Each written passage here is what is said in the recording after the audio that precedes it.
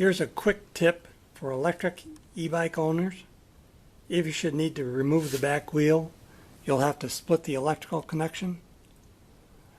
Get yourself a bottle of whiteout or white paint or something. I like whiteout because it dries quickly.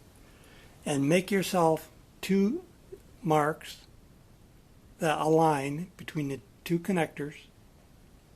And the reason is the alignment marks that are on that connector are impossible to see, and they're on the opposite side of where they need to be.